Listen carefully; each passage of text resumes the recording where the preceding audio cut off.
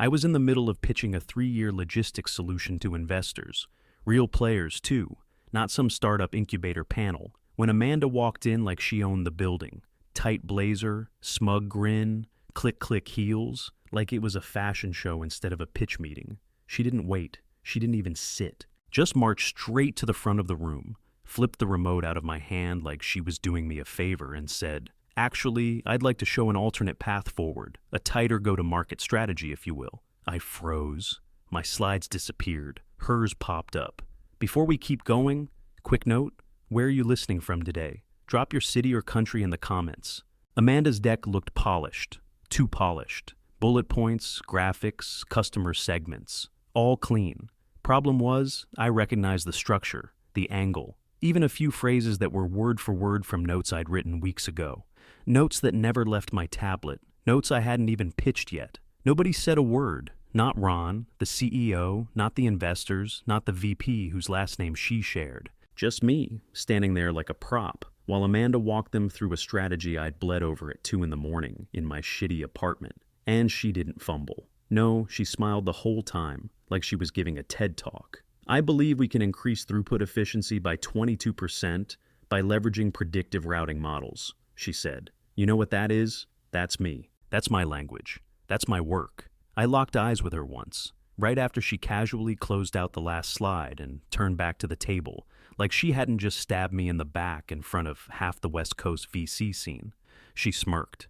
"Thanks for laying the groundwork," she said, like I was her assistant. And then they clapped. One investor even stood up. I felt the heat crawl up the back of my neck. Ron, the same guy who once called me his secret weapon, didn't even look my way. Just leaned over to whisper something to Amanda like she'd just saved the company. I didn't say a word, didn't make a scene, just packed up my laptop, dropped my badge on the table, and walked out the glass doors without looking back. No one noticed I was gone. By the time I hit the street, I knew I wasn't coming back. Not to that office, not to those people. My name's Wade. I'm 43 years old. I live in a 2-bedroom apartment over a liquor store in Hayward, California. I don't have an MBA. I didn't go to Stanford. I never sat in some glass office sketching org charts on a whiteboard. What I do have is 22 years of supply chain scars, truck routes burned into my brain, cold storage bottlenecks I solved with Sharpies and duct tape, and a brain that sees problems like puzzles.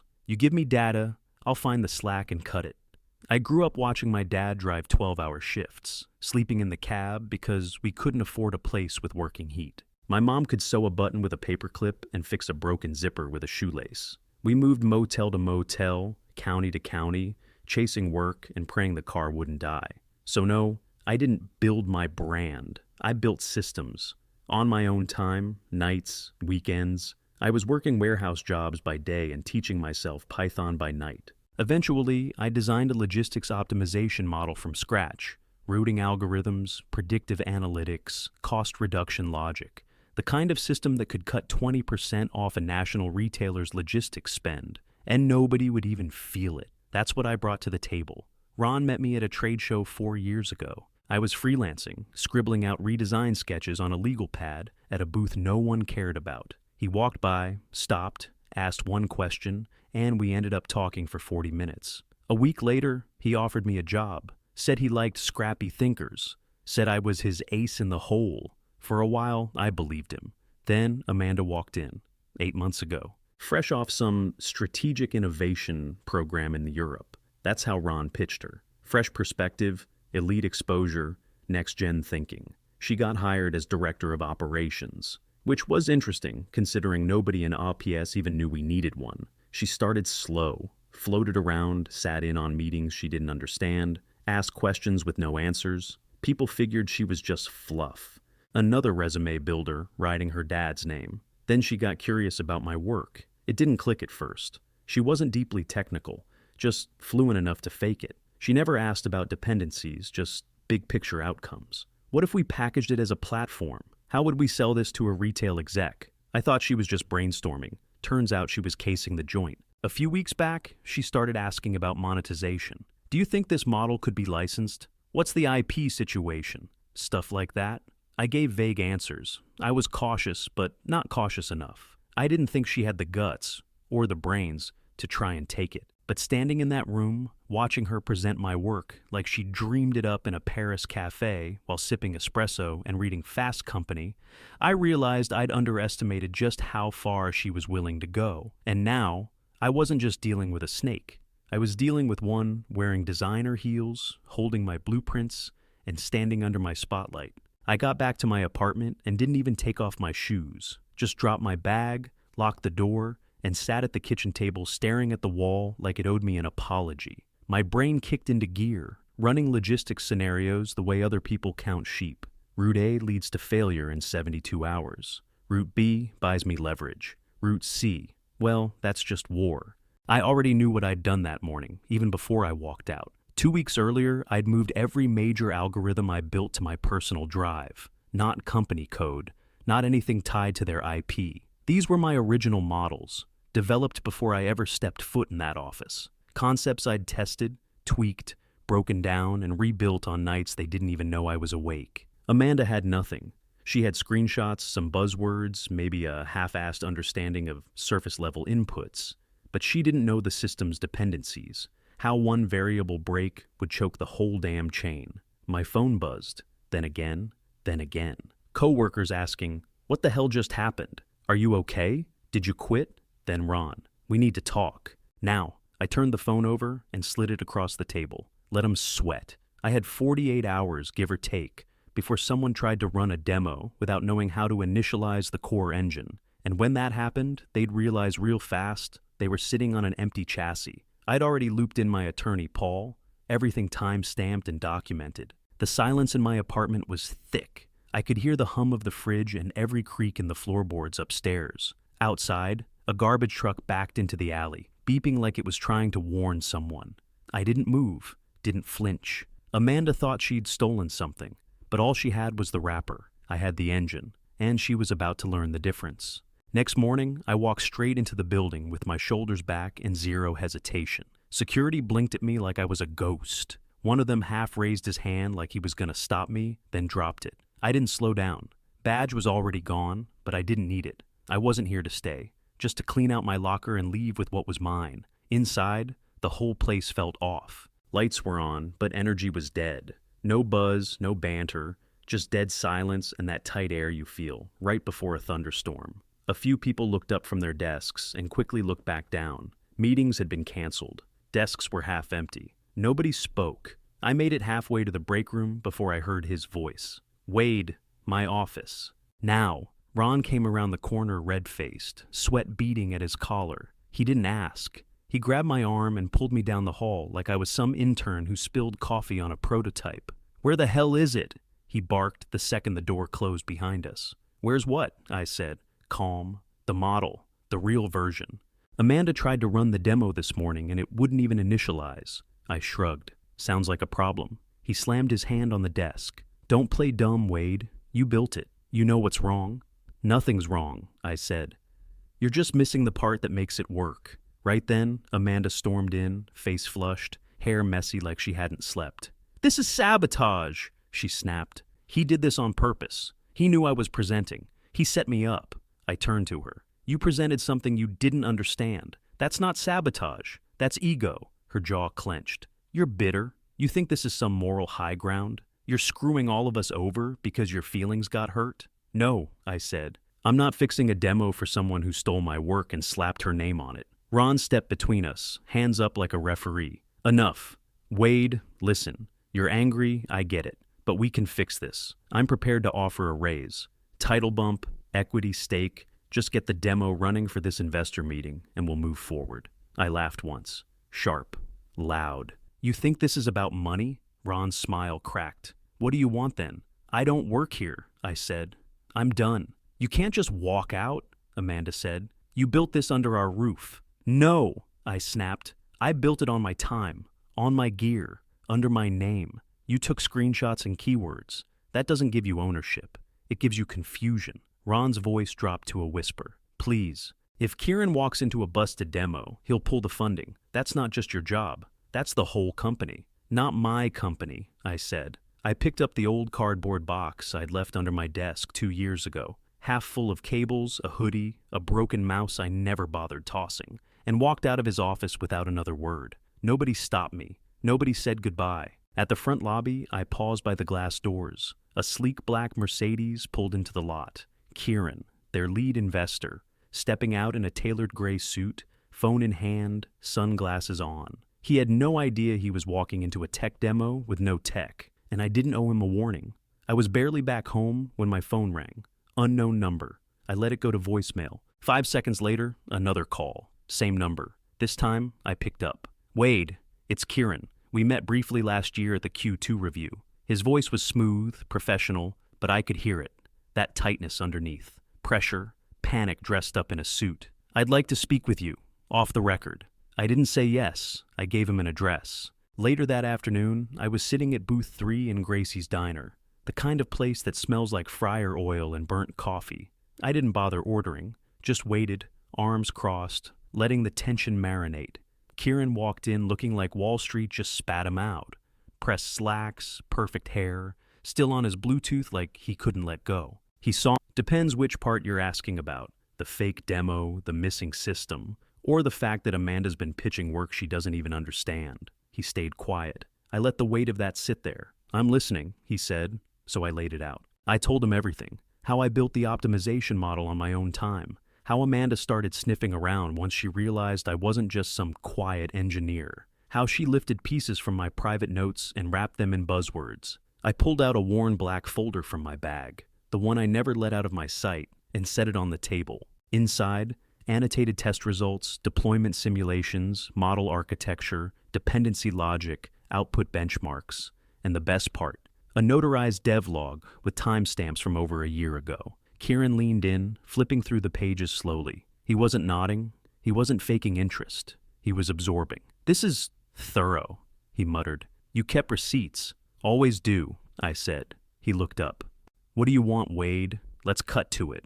I shook my head. I'm not selling this back to Ron. That bridge is ashes. He studied me a second. So what are you doing? I've got my own LLC, I said. Registered last quarter. I'm done building castles for other people to put their flags on. He sat back, thumb tapping the edge of the folder. What if we brought you back? Triple salary. Your own office. Run the project. Full credit. No, I said. Not unless it's on my terms. I don't want status. I want autonomy. I want backing, not babysitting. Kieran didn't argue, didn't try to pitch, just nodded slowly, like a man realizing he'd been betting on the wrong horse. I reached into my wallet, pulled out a simple business card, matte black, white text, just a name and a private number. I slid it across the table. Call me if you want results, not just presentations. He picked up the card and held it for a second before sliding it into his coat pocket. Neither of us stood right away. The silence said more than any closing statement. I didn't make it halfway through a sandwich before the phone rang again. Kieran. His tone was different this time. Clipped, serious, no small talk. We're ready to talk numbers. You free? I looked at the mess on my table, shrugged and said, send the address. He did. Private office suite downtown. Glass walls, skyline view, free sparkling water I didn't touch. I walked in wearing jeans and boots while they all sat around in tailored blazers, pretending to be relaxed. There were 5 of them. Kieran at the center, a guy named Julian who looked like he hadn't slept in 2 days. Amara, sharp eyes, no smile. 2 more I didn't care enough to remember. They gave me 5 minutes to set up. I pulled out my laptop, launched the demo off my personal server, and fed it a live dataset from a warehouse in Nevada I still had access to from freelance work. Then I let it run. Inventory load balancing, route planning, cold chain risk prediction, real-time efficiency analysis. Not a canned walkthrough. The system was making live calls, processing real traffic and order flow, adapting as it moved. When the results came in, sub-second latency, 98% predictive accuracy, real-world validation. I didn't say a word. I just leaned back and watched their faces shift. Julian looked stunned. Kieran looked smug. Amara, she just leaned forward and said, "What's your IP position?" I handed her a red folder. Inside, notarized documentation, development logs, device history, sandbox timestamps, the full trail. She flipped through it like she'd been burned before. "You built all this independently?" she asked. Every line of logic, every test. Nothing from their servers, nothing from their repo. They've been pitching a shell. I built the engine. Kieran tapped the folder. This changes everything. I didn't smile. That's what I told you yesterday. They paused funding to Ron's company right there in that room. No delay, no drama. Julian made the call. Freeze it until further notice, he said, like he was canceling a lunch order. Kieran turned to me. Would you be willing to take over the project under your own brand? Yes, I said, but one condition, which is my team, my rules. No fluff, no vision boards. I don't want a marketing team before I have a working build.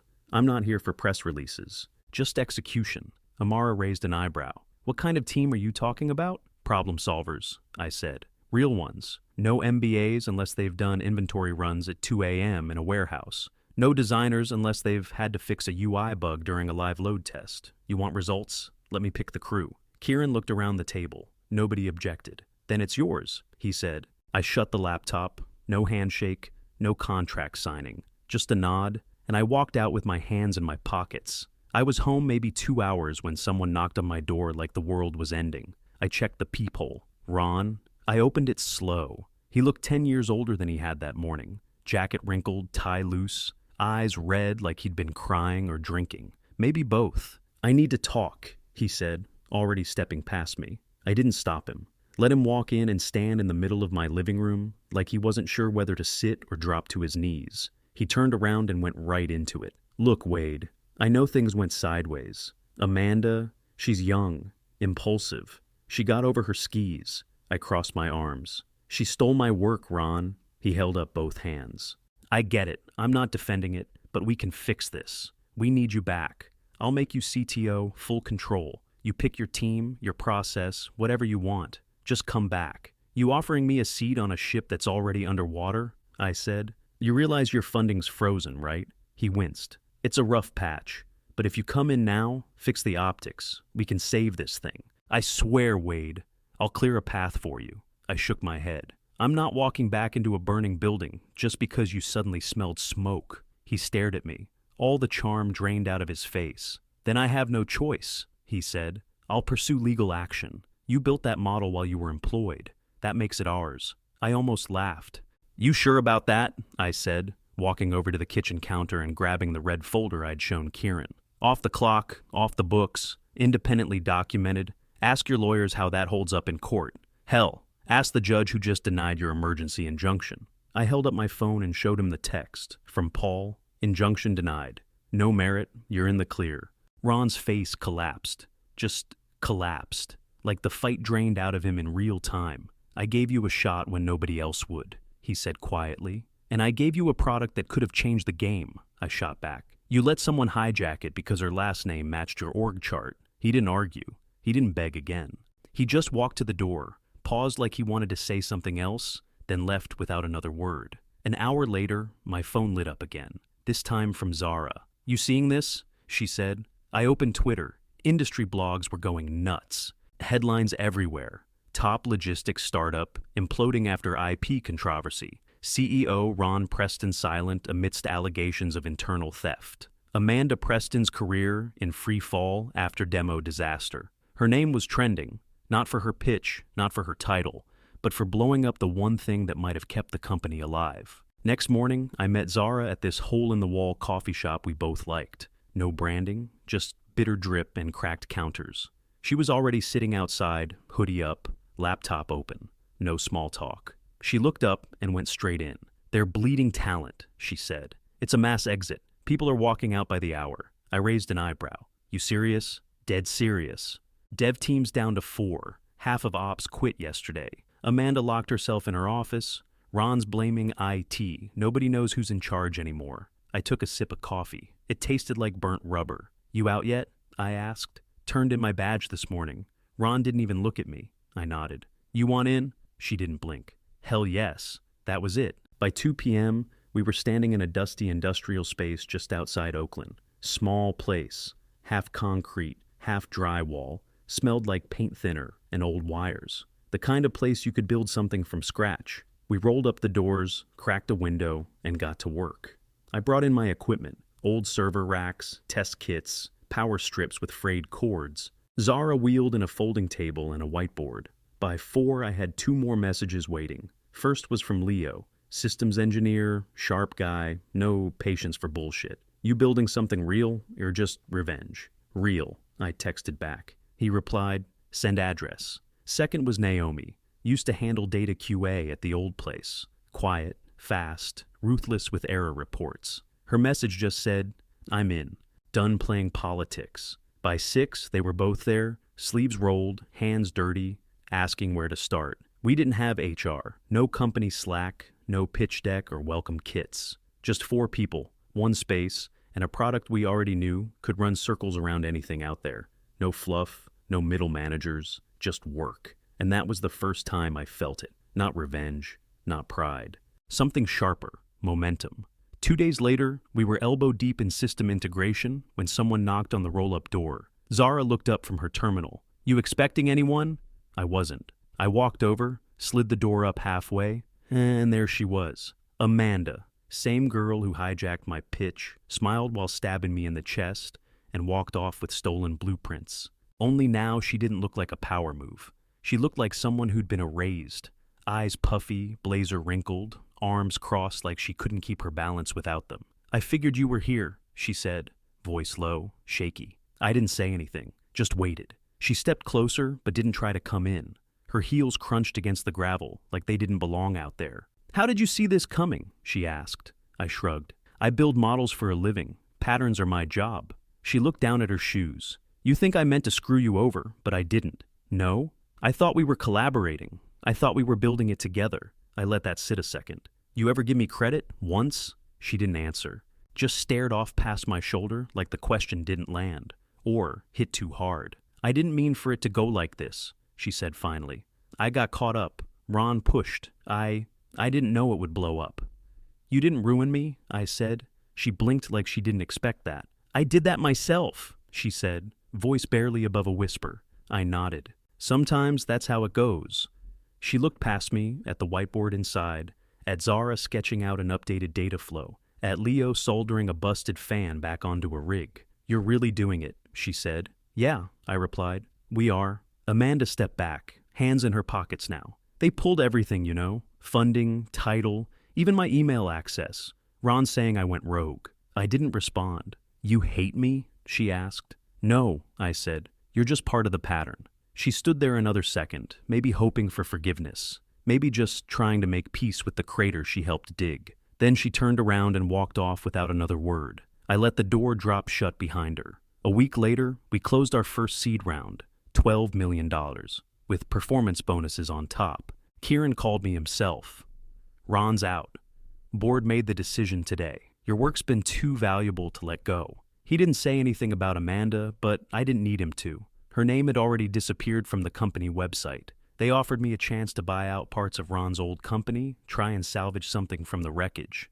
I turned it down. I didn't need his leftovers. Zara and I stood in the middle of our new space, an old freight terminal, concrete floors with years of grime, but plenty of room to grow. No overhead, no PR team, just 4 of us working our asses off. I looked around, felt the weight of it all settling in.